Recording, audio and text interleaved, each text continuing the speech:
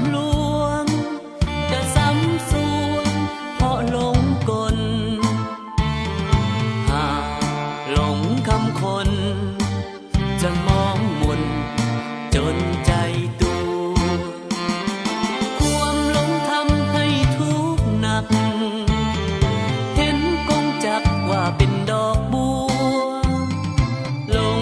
อยู่ในความสู้จะพาตัวให้มัวมองกายเกิดมาเป็นคนอย่าหลงตนลืมความตายมัน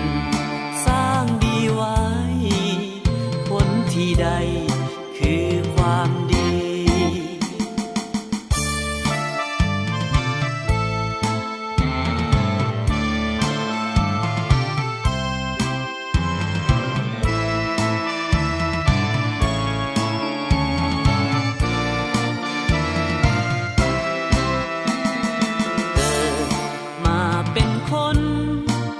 อย่าหลงตน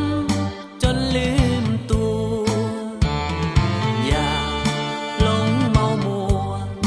คิดว่าตัวเก่งกล้าเกินคนอย่าเสื่อคำลวงจะซ้ำสวงเพราะหลงกลหากหลงคำคนจะมองมนจนใจ